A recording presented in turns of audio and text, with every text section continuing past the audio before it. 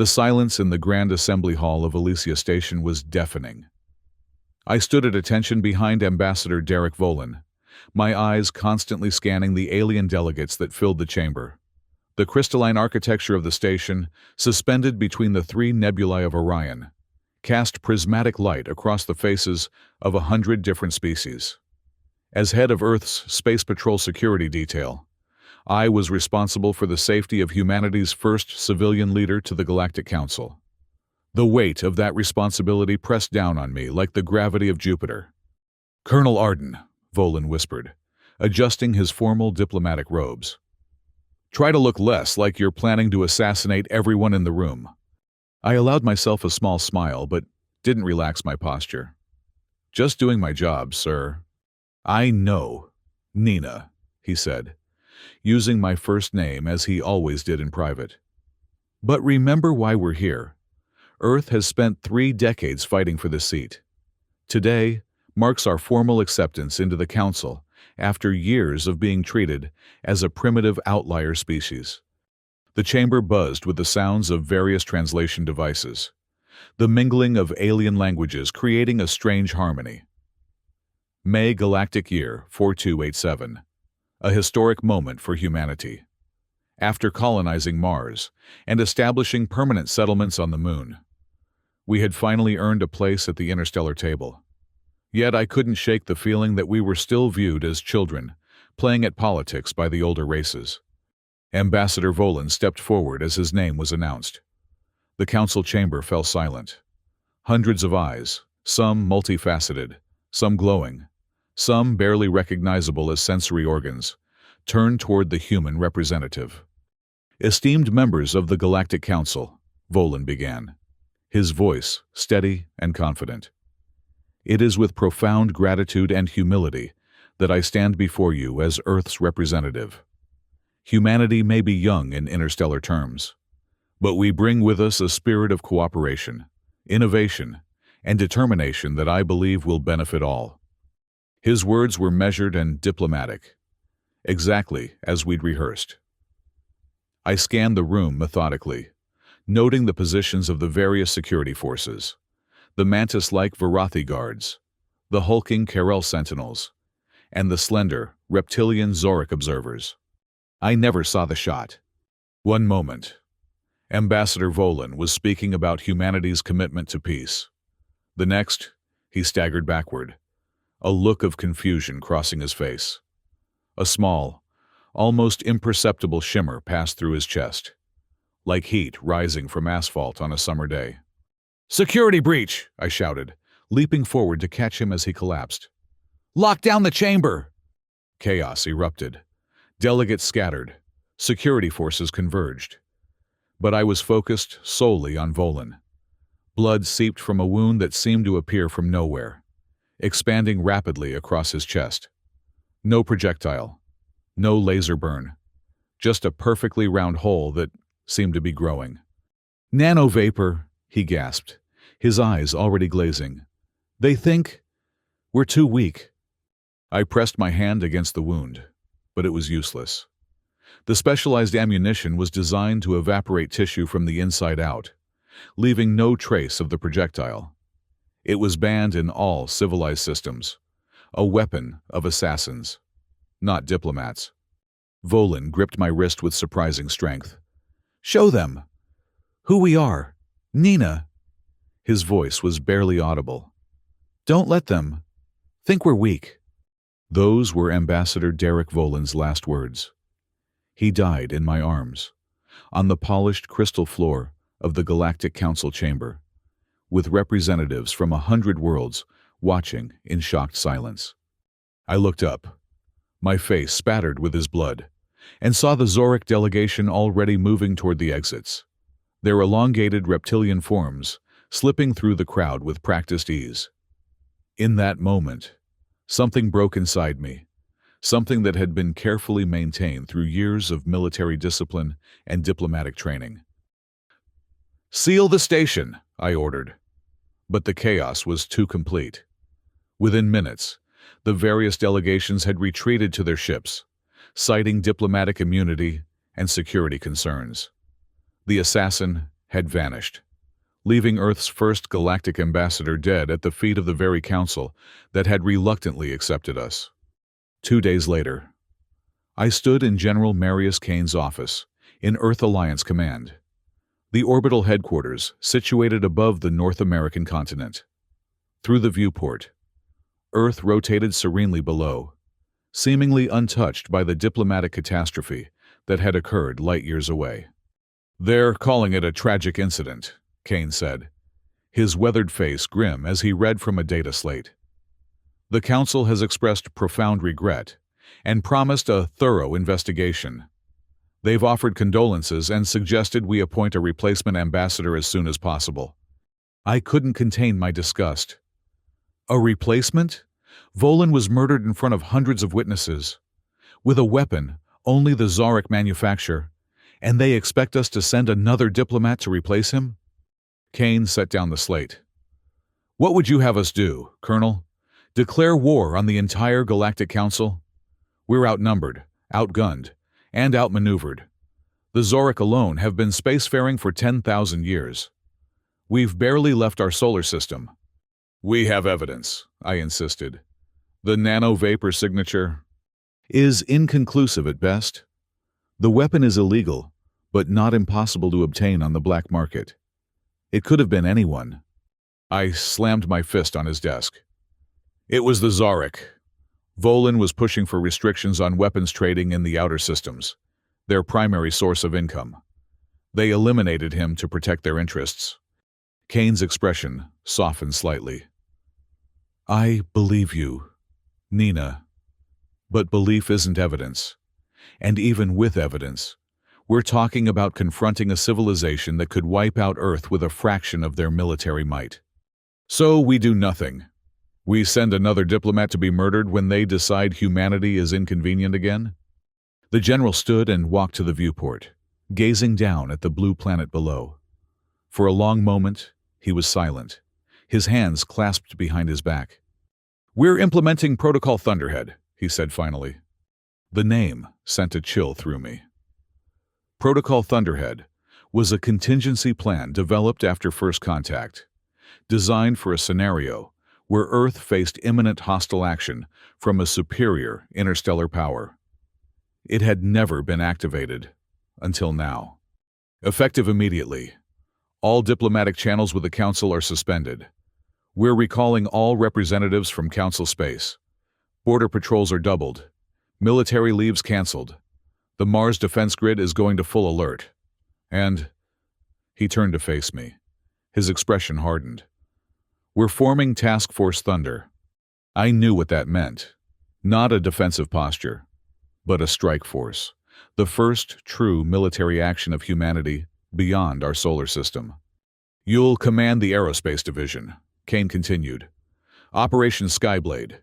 We need our best pilots, and your experience with Council tactics makes you uniquely qualified."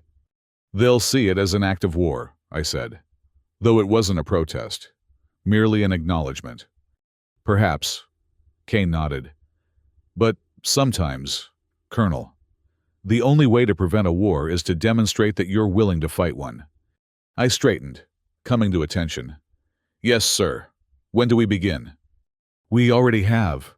The recruitment drive started an hour ago. The response has been overwhelming." He activated a wall screen, showing scenes from around Earth and the colonies.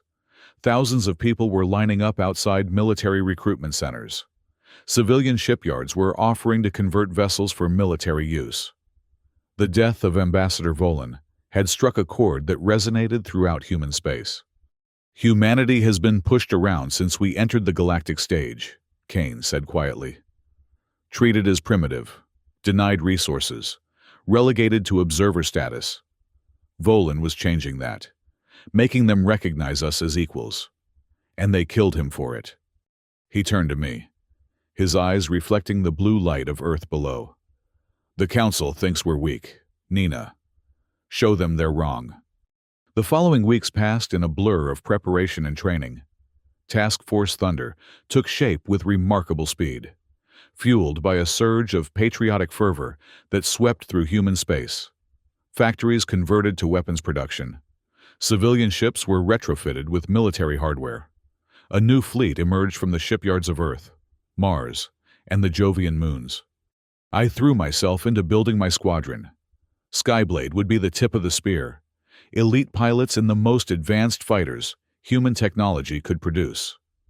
We trained relentlessly in the asteroid fields beyond Mars, pushing ourselves and our ships to the breaking point. Major Leon Sui, my wingman and closest friend since academy days, joined me as second in command. His precision flying was legendary, matched only by his unwavering loyalty.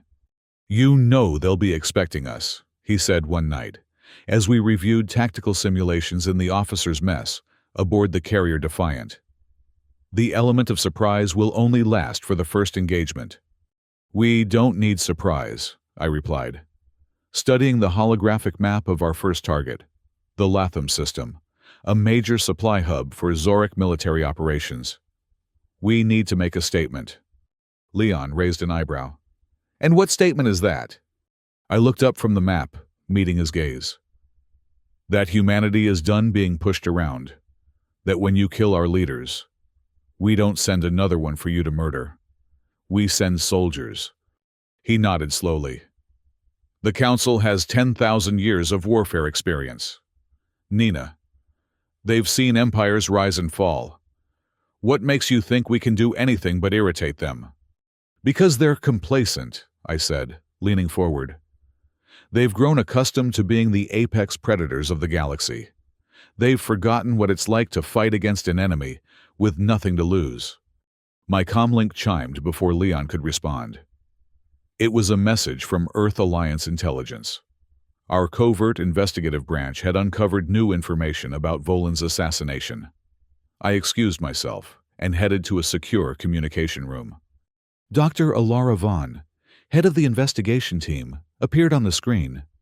Her usually composed features were animated with excitement. "We've confirmed it, Colonel," she said without preamble. "The nanovapor round used to kill Ambassador Volan wasn't just Zoric manufactured. It came from a specific batch produced exclusively for the Threxian remnant." The Threxians, a species that had once controlled a significant portion of the galactic arm before being defeated in a Council-sanctioned war of containment. The survivors had scattered, many finding refuge with the Zoric, who used them as proxies for operations too disreputable for official involvement. "You're saying the Threxians killed Volan?" I asked, trying to process this new information. "No," Dr. Vaughn shook her head. "I'm saying the Zoric armed them to do it. We've traced financial transactions, shipping manifests, communication patterns. The Zoric leadership provided the weapon and the access. The Threxians provided the assassin, someone who could pass through security without raising alarms." "Can you prove it?" I demanded. "Enough to convince the Council?" Her expression soured. "The Council doesn't want proof, Colonel. We sent our preliminary findings 3 days ago. They've been ignored." The implications were clear. This wasn't just a rogue element or a misunderstanding. This was a coordinated action, tacitly approved by at least some members of the Council leadership. "Thank you, Dr. Vaughn," I said, my resolve hardening. "Keep digging. We need everything you can find." "Colonel," she said before I could terminate the connection, "there's more. The Threxian operative. We believe they're planning additional strikes. Other human leaders may be targeted." The news sent a chill through me. "Understood. I'll alert General Kane immediately." The connection ended, and I stood for a moment in the silent communication room, processing what I'd learned. The situation was worse than we'd imagined. This wasn't just retribution we were planning. It was preemptive defense. I returned to the officers' mess to find Leon still studying the tactical displays. "Change of plans," I announced. "We're accelerating the timetable. Task Force Thunder launches in 48 hours. His eyes widened. "That's a week ahead of schedule. The fleet isn't fully prepared." "It will have to be," I replied grimly. "We've just received intelligence that suggests more assassination attempts are imminent. We need to disrupt their operations now." As predicted, The Latham system was our first target, a sprawling complex of space stations, shipyards, and supply depots that served as a major logistics hub for Zarek military operations. More importantly, it was the source of the specialized weapons that had killed Ambassador Volin. Task Force Thunder arrived in the system with all the subtlety of a supernova. 30 ships, led by the carrier Defiant, dropped out of faster-than-light travel in perfect formation. Before the stunned Zarek defense forces could react, Skyblade Squadron was already launching from the carrier's bays. "All fighters, form up," I ordered as my craft cleared the launch tube. "Remember your training? Remember why we're here." 24 aerospace fighters formed into attack wings, their engines flaring blue against the darkness of space. Ahead, the massive Latham Alpha Station was already scrambling its defense grid, lights flickering as weapon systems came online. "Weapons free," I commanded. "Primary targets only. Avoid civilian sectors." The first volley of missiles streaked toward the station's defense arrays. The Zarek had grown complacent in their centuries of dominance. They never expected a primitive human fleet to strike so boldly.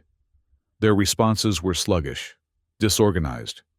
Skyblade leader to Thunder Control," I reported as we banked through the debris of a destroyed defense platform. "Primary targets engaged. Proceeding to secondary objectives." The battle unfolded with brutal efficiency. We had studied Zarek tactics for years, preparing for a confrontation we hoped would never come. Now that preparation paid dividends, their predictable patterns, their over-reliance on superior technology rather than tactical flexibility, all became weaknesses we exploited mercilessly. But the Zarek weren't without resources. As we pressed our attack on the weapons manufacturing facility in the station's lower quadrant, reinforcements arrived from deeper in the system. "Zarek cruisers, bearing 350, Leon warned. "Count 6. No, 8 vessels. Heavy weapon signatures." I watched the tactical display with growing concern. Our intelligence had indicated minimal capital ship presence in the system. Either our information was wrong, or we had triggered a rapid response force. "Thunder Control, this is Skyblade Leader," I called. "We have multiple enemy capital ships inbound. Request support." "Negative, Skyblade," came the terse reply from Admiral Reyes aboard the Defiant. "We're engaged with defensive platforms on the far side of the station. You'll have to hold them off until we can reposition." I gritted my teeth. "Understood. Control. Skyblade will delay." I switched to the squadron channel. "All fighters. New objective. We need to keep those cruisers occupied until the fleet can support us. Evasive patterns. Hit-and-run tactics. Don't get pinned down." "Against 8 cruisers?" someone questioned. "That's suicide." "That's an order," I replied sharply. "We didn't come all this way to back down at the first sign of resistance." Leon's fighter pulled alongside mine. "I'll take blades 4 through 12 and hit them from above the orbital plane. You take the rest and approach from below. Crossfire should confuse their targeting systems." I nodded, though he couldn't see it through my helmet. "Good plan. Execute on my mark." The next 20 minutes were the most intense combat I had ever experienced. The Zarek cruisers bristled with point defense weapons, filling space with deadly energy pulses. We twisted and turned through the barrage, launching precision strikes against weapon emplacements and sensor arrays. 3 of our fighters were lost in the initial exchange. I watched helplessly as Blade 7 took a direct hit, her craft disintegrating in a silent flash of light. Blade 9 and 10 collided while evading enemy fire, their wreckage scattered across the battlefield. "Keep moving," I shouted, as my fighter shuddered under a near miss. "Don't give them a stationary target." Leon's voice came through, calm despite the chaos. "Targeting their lead vessel's propulsion system? Cover me." I banked sharply, bringing my weapons to bear on the defensive arrays protecting the cruiser's engine section. "Covering fire. Engaging." My missiles streaked out, drawing the attention of the Zarek gunners. In that brief window, Leon's fighter darted in, releasing a cluster of penetrator warheads directly into the cruiser's vulnerable thruster assembly. The explosion rippled through the massive ship, sending it into an uncontrolled spin. Secondary explosions followed as power systems overloaded and fuel lines ruptured. "First blood," Leon announced, his fighter already pulling away from the stricken vessel. 7 to go. The tide began to turn. The Zorik commanders, faced with unexpected resistance, fell back on standard tactics that we had trained specifically to counter. One by one, their cruisers were disabled or destroyed. But the victory came at a cost. By the time the Thunder Fleet arrived to relieve us, Skyblade Squadron had lost 7 fighters, 7 pilots, friends, colleagues, comrades, gone in the cold vacuum of space. As we limped back to the Defiant, I couldn't help but wonder if this was just the beginning of a much longer, bloodier conflict than any of us had anticipated. The debriefing aboard the Defiant was somber but determined. Admiral Reyes commended our actions while acknowledging the losses. The mission was deemed a success. The weapons manufacturing facility destroyed, along with significant Zorik military infrastructure. "The Council will respond," Reyes warned as the briefing concluded. "This won't go unanswered." I nodded grimly. "That's what we want, isn't it? To force them to recognize us as a threat, not just an annoyance." The Admiral studied me for a moment. Is that what Ambassador Volin would have wanted? For us to become the very thing he was fighting against? Another military power throwing its weight around? The question hit me like a physical blow.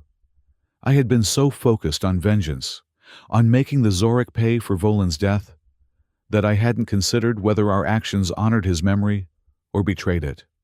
Volin believed in peace, I admitted. But he also believed in justice. The Council denied us that justice. What choice did we have? Reyes didn't answer directly. Instead, he activated a holographic display showing news broadcasts from Earth and the colonies. Crowds were celebrating the victory at Latham. Political leaders were making speeches about humanity standing up for itself. Military recruitment had surged again. "We've started something, Colonel," Reyes said quietly. "The question now is whether we can control it, or whether it will control us." I had no answer for him. As I left the briefing room, Leon fell into step beside me. "The Shadowhawks are ready," he said. "Mara Riel has them training in simulation around the clock. They'll be ready to replace our losses by the time we reach the next target." The Shadowhawks, our secondary fighter squadron, originally intended as support rather than frontline combatants. Now, they would be thrust into the heart of the battle. "Tell Lieutenant Riel I want to review their readiness personally," I replied, "and have the maintenance crews prioritize repairs to our remaining fighters. I want Skyblade at full operational capacity within 36 hours. Leon nodded, then hesitated. "Nina, there's something else. Intelligence reports are coming in from the borders. The Council is mobilizing. Not just the Zorik, all of them. They're calling it the Armada of Concord." I stopped walking. "How bad?" "Bad. Corel dreadnoughts, Zorik cruisers, Varathi escort fleets. They're saying it's the largest force assembled since the Threxian Containment War." A cold dread settled in my stomach. "Target?" Leon met my gaze, his expression grim. "Where else?" "Earth." The news spread through Task Force Thunder like wildfire. The Council, enraged by our unprovoked aggression, had declared humanity a threat to galactic stability. The Armada of Concord was assembling with a singular purpose: to neutralize the human problem. General Kane's orders came through immediately. Task Force Thunder was to return to Sol System at maximum speed to bolster the home defense. But it was clear from the intelligence reports that even with our entire fleet, we would be hopelessly outmatched. During the return journey, I spent hours in the simulator, pushing myself and my pilots to master new tactics, new maneuvers that might give us an edge against the overwhelming force headed our way. Sleep became a luxury, food an afterthought. Leon found me in the simulator at Oro 300 hours, still running combat scenarios. He shut down the program without asking permission. You need rest, he said simply. You're no good to anyone if you collapse from exhaustion. I wanted to argue, but the fatigue was bone deep. How do you stay so calm? I asked instead. We're heading into what could be the last battle humanity ever fights. He shrugged. If it is, I'd rather face it with a clear head. And besides, I've seen you pull off the impossible before. I smiled despite myself. This is a bit beyond impossible, Leon. This is extinction-level impossible. Then we go down fighting, he replied with a shrug. But not today. Today you sleep. I reluctantly agreed, but sleep proved elusive. Every time I closed my eyes, I saw Volin dying in my arms, heard his final words, "Show them who we are." Was this what he meant? A desperate last stand against an overwhelming force? Or had I misinterpreted his dying wish, turned a call for dignity into a war cry? We arrived in the Sol system to find preparations already well underway.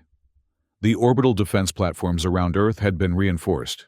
The Mars defense grid, under Colonel Derek Moreau's command, had been expanded with additional weapon systems.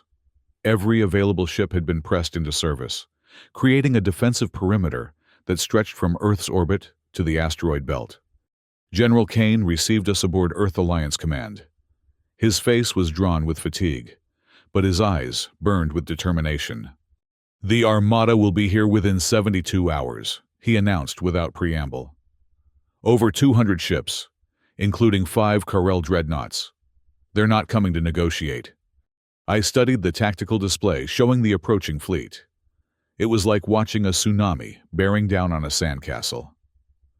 What's the strategy, sir? Survival, Kane replied bluntly. We can't match them ship for ship, but we can make the cost of victory so high that they reconsider whether humanity is worth the effort to subdue. He expanded the display, highlighting key defensive positions. Colonel Moreau will coordinate the Mars defense grid. His objective is to slow their advance, force them to commit resources. Meanwhile, our fleet will maintain a mobile defense around Earth itself. And Skyblade? I asked. Kane's expression tightened. You'll be our surgical instrument, Colonel. While the main fleet engages their escort ships, Skyblade will target their command vessel, the Karel Dreadnought Judicator. Intelligence suggests it's coordinating the entire operation. If we can disrupt their command structure, it might buy us time to negotiate. I stared at the massive dreadnought in the display. The Judicator was the size of a small city, bristling with weapons and protected by layers of defenses. Attacking it would be like flying into the mouth of a volcano. We'll need every advantage, I said. Special munitions, ECM packages, anything that might give us an edge. Kane nodded. You'll have it. Whatever we can spare. But, Nina.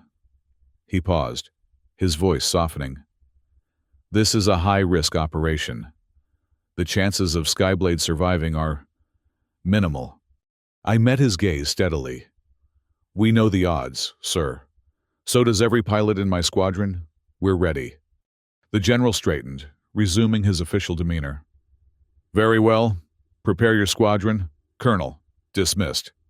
As I turned to leave, Kane called after me. Nina, Ambassador Volin believed in humanity's potential, not just to fight, but to transcend. Remember that. The words followed me as I returned to the Defiant to brief my pilots. Transcendence seemed like a distant dream now, with extinction looming on the horizon. The Armada of Concord arrived with clockwork precision, exactly as our intelligence had predicted. They emerged from faster-than-light travel beyond the orbit of Mars, their formation impeccable, a testament to thousands of years of military tradition. Colonel Moreau's Mars defense grid opened fire immediately, a dazzling display of energy weapons and kinetic projectiles that illuminated the red planet's orbit. The Armada responded with methodical precision, deploying specialized ships to neutralize the defensive platforms, while their main fleet continued toward Earth. Skyblade Squadron, prepare for launch, came the order from Admiral Reyes. Primary mission is go, Repeat. Primary mission is go. I took a deep breath, securing my helmet as I strode toward my fighter. Around me, the other pilots of Skyblade were doing the same, checking equipment, exchanging quiet words of encouragement, preparing for what might be their final mission. Leon appeared at my side. I've uploaded the approach vectors to everyone's navigation systems. We'll use the debris field from the Mars engagement as cover for our initial approach. I nodded. Good. What about the Shadowhawks? Lieutenant Riel has them positioned to create a diversion on the far side of the Armada. They'll draw off some of the escort ships. Give us a cleaner shot at the Judicator. I clasped his shoulder. Let's make this count, Leon. He grinned, the same cocky smile I'd known since our academy days. Always do, boss. 20 minutes later, Skyblade Squadron launched from the Defiant. 16 aerospace fighters streaking toward the massive enemy fleet. The vastness of space made the Armada seem deceptively distant, but our sensors showed the truth. Hundreds of ships, arranged in perfect defensive formations, with the massive bulk of the Judicator protected at their center. All fighters, maintain comm discipline, I ordered as we approached the debris field. Passive sensors only until we clear the field. The wreckage of the Mars defense grid provided excellent cover. Twisted metal, shattered weapon platforms. And sadly, the debris of human ships created a chaotic zone that played havoc with enemy sensors. We weaved through the field, engines at minimal power, letting momentum carry us toward our target. On the other side of the Armada, the Shadowhawks began their diversion.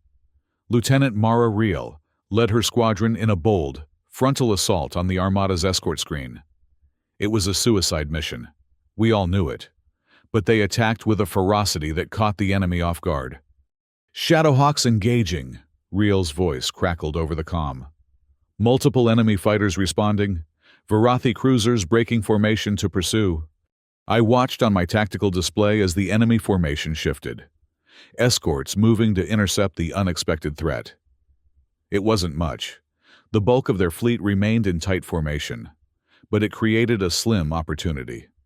Skyblade, this is our window, I announced. Full power to engines. Attack pattern Delta. Hit them before they realize we're here. 16 fighters surged forward, emerging from the debris field like predators from cover. The distance to the Judicator closed rapidly as we pushed our engines beyond safety limits. Enemy alert status changing, Leon reported. They've spotted us. Defensive systems activating. The space around the Judicator lit up with defensive fire. Energy beams lanced through the void, while missile salvos created expanding fields of deadly shrapnel. Evasive maneuvers, I ordered. Stay unpredictable. Push through to target Alpha. We scattered, each fighter following randomized evasion patterns while maintaining the general trajectory toward the dreadnought. The defensive fire intensified, becoming an almost solid wall of energy and metal. "I'm hit!" came a panicked cry. "Port engine failing! Stabilizer's gone!" The transmission cut off as Blade 5 disappeared from my tactical display.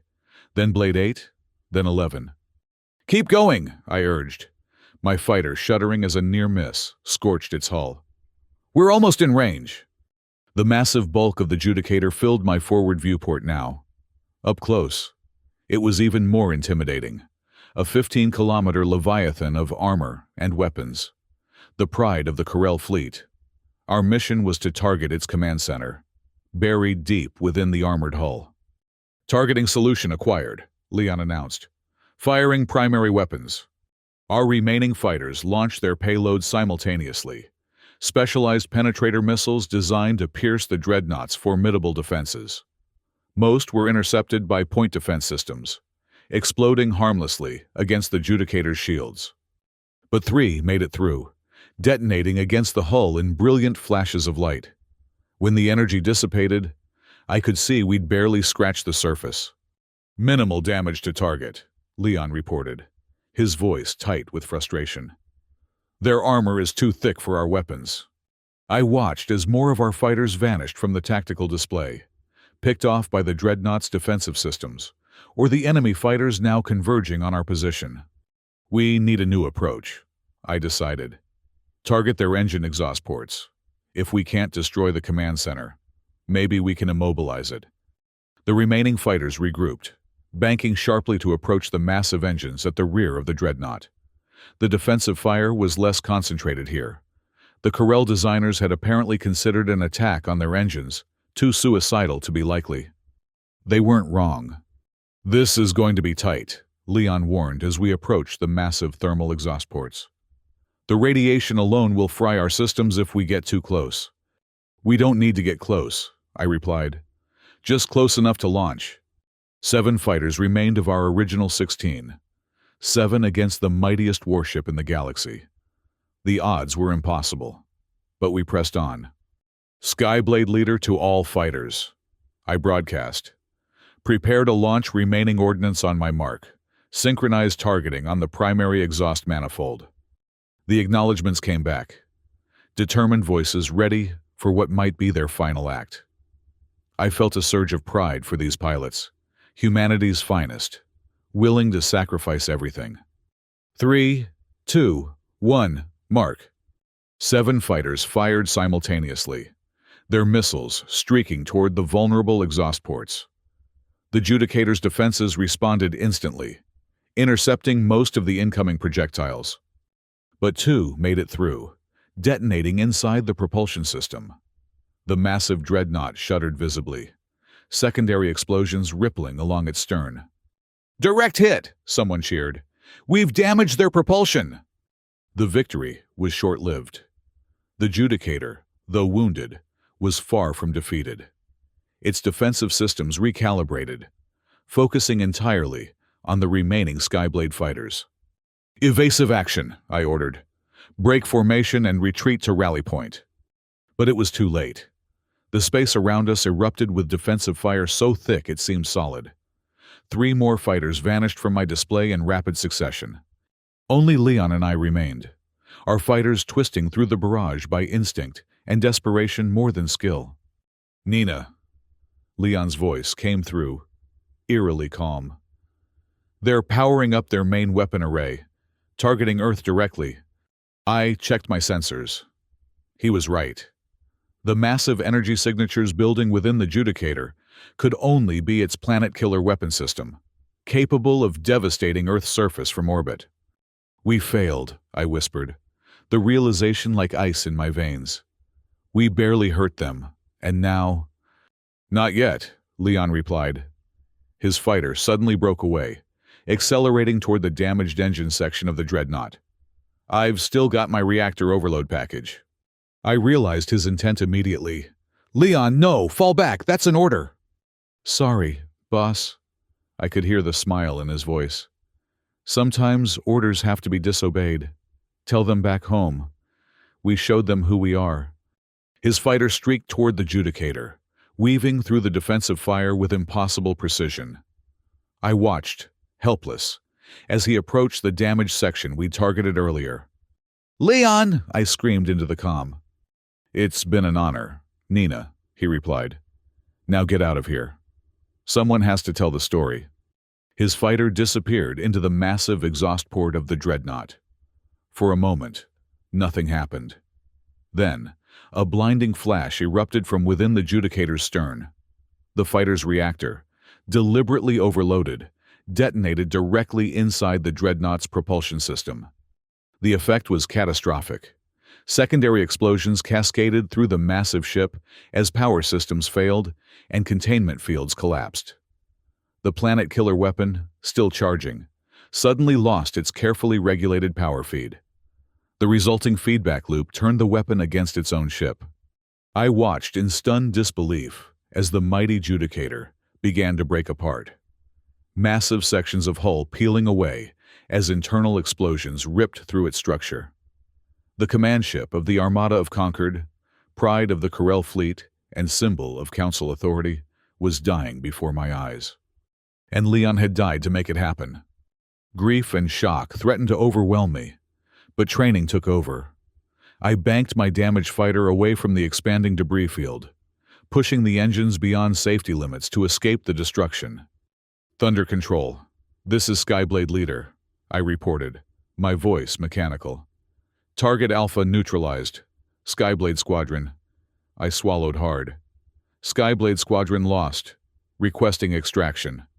As I retreated toward the Earth defensive line, I watched the effect of the Judicator's destruction ripple through the Armada. Without their command ship, the perfect coordination that had made them so formidable began to falter. Ships maneuvered erratically, some colliding in the confusion. The human fleet, seizing the opportunity, pressed forward. What had been a desperate defense became a counterattack. The remaining Shadowhawks, led by Lieutenant Riel, harried the disorganized enemy fighters, Earth's orbital defense platforms, which had been holding their fire to conserve energy, unleashed everything they had. For the first time since the battle began, humanity was winning. Hours later, I stood in General Kane's office once more, delivering my report in person.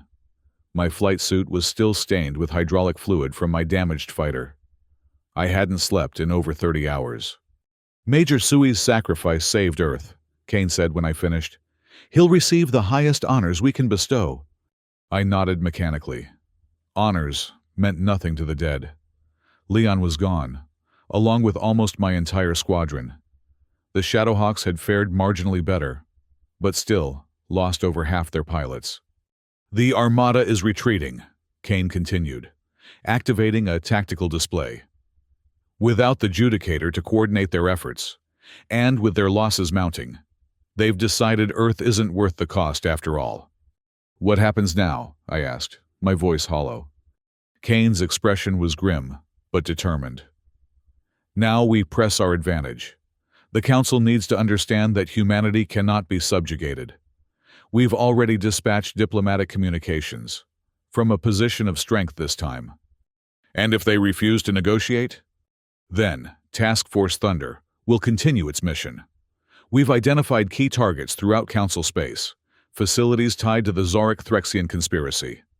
We hit them hard enough, and the Council will have no choice but to acknowledge our terms. I stared at the tactical display, watching the retreating signatures of the Armada. We had won, against all odds. Humanity had stood against the combined might of the Galactic Council and survived. It should have felt triumphant. Instead, I felt only emptiness. Volin wanted peace, I said quietly. He believed in diplomacy, in finding common ground. We've just destroyed any chance of that. Kane studied me for a moment. Volin wanted justice. Nina. Equal treatment for humanity. Respect. Sometimes respect has to be earned the hard way. He paused. He also believed in you. His final words were entrusted to you for a reason. Show them who we are, I repeated. But who are we? General? Vengeful warriors? Conquerors? Is that what humanity wants to be known for in the galaxy? That's not for me to decide, Kane replied. But I know this. Before today, the Council saw us as primitives to be tolerated and eventually absorbed or eliminated. Now, they see us as equals to be reckoned with. Volin fought for that recognition his entire career. I had no answer. The exhaustion and grief were too heavy, the questions too profound for my battle-weary mind to process. Get some rest, Colonel, Kane said, his tone softening. There will be time for philosophical debates later. For now, Earth is safe because of what you and your pilots did today. 3 days later, I stood at attention during the memorial service for the pilots lost in the Battle of Earth. Row upon row of holographic portraits floated above the assembled crowd. Skyblade and Shadowhawk pilots who had given everything to protect their homeworld. Leon's image was centered among them, his confident smile frozen in time. The official citation called him the Savior of Earth, crediting his sacrifice with turning the tide of the battle. It felt both true and inadequate. No words could capture what he had done, or what we had lost. After the ceremony, Lieutenant Riel approached me. Despite her youth, the battle had aged her. The carefree pilot who had once been considered too inexperienced for frontline combat now carried herself with the gravity of a veteran. The Shadowhawks are ready for reassignment, Colonel, she reported. We've integrated the new pilots and completed the preliminary training rotations. I nodded. Good work, Lieutenant. But there's been a change of plans. I've recommended you for promotion to Major. You'll be taking command of the combined squadron. Her eyes widened. Ma'am? I've been reassigned, I explained. General Kane wants me to head the newly formed Alliance Security Council. Apparently, my experience with both council tactics and diplomatic operations makes me uniquely qualified. It wasn't the whole truth. I had requested the transfer, unable to face leading another squadron after losing so many under my command. The ghosts of Skyblade haunted my dreams, Leon most of all. Riel studied me for a moment, then nodded. We'll make you proud, Colonel. I know you will, Major. I managed to smile. Just remember why we fight. Not for revenge, not for glory, but for the right to exist on our own terms. She saluted crisply. Yes, ma'am. As she walked away, I turned to gaze at the holographic memorial once more. So many lost. And for what? A temporary advantage in a conflict that might last generations? Dr. Vaughn found me there, still staring at the faces of the fallen. The Council has agreed to negotiations, she said without preamble. Your victory made quite an impression. It wasn't my victory, I replied, and the cost was too high to call it a victory at all. She nodded sympathetically. Nevertheless, it's changed things. The Zorik faction has been censured. The evidence of their conspiracy with the Threxians has been formally acknowledged. There's even talk of reparations for Ambassador Volan's assassination. Too little, too late, I murmured. Perhaps, Dr. Vaughn conceded. But it's a beginning. The Council recognizes humanity as a force to be reckoned with now. Isn't that what Volan wanted? For us to be treated as equals. I thought of Volan's final moments, the light fading from his eyes as he gasped his last words. Had he foreseen this outcome? A respect born of fear rather than admiration. We need to be careful, I said finally. There's a fine line between demanding respect and becoming the very thing we fought against. The Zorik became oppressors because they had the power to oppress. Power corrupts. Dr. Vaughn. Then it's fortunate that people like you will be guiding our policy going forward, she replied. People who remember the cost of war, not just its victories. I wasn't so sure. The Battle of Earth had changed humanity. The fear that had kept us cautious for so long had been replaced by a new confidence, bordering on arrogance. Already, politicians were calling for expansion, for establishing human authority beyond our solar system. The militarization that had begun as defense was shifting towards something more aggressive. Later that evening, I stood in my quarters aboard Earth Alliance Command, gazing down at the blue planet below. From orbit, Earth looked peaceful, untouched by the battle that had nearly reached its atmosphere. Life continued for billions who would never know how close they had come to extinction, or the sacrifices made to prevent it. My comlink chimed, interrupting my thoughts. It was General Kane. Colonel, I've just received intelligence you need to see, he said without preamble. The Council may have agreed to negotiations, but certain factions are already positioning for the next confrontation. They're calling it the human containment strategy. I closed my eyes briefly. Of course it wasn't over. It was never going to be over with one battle, one victory. We had merely announced our presence on the galactic stage. The drama would continue to unfold for generations. Send me the details, I replied. I'll review them immediately. As the connection ended, I turned back to the viewport, watching as Earth rotated serenely below. Ambassador Volan had believed in humanity's potential, not just to fight, but to transcend, to become something greater than just another military power in an already crowded galaxy. Show them who we are, he had said with his dying breath. The question remained, who were we? Conquerors or peacemakers? Victims or oppressors? The answer, I suspected, was being written even now, in the actions we took and the decisions we made. Earth continued its eternal rotation, oblivious to my contemplation. The battle was won, but the war, the true war for humanity's soul and its place in the galaxy, was just beginning. I straightened my uniform and turned from the viewport. There was work to be done.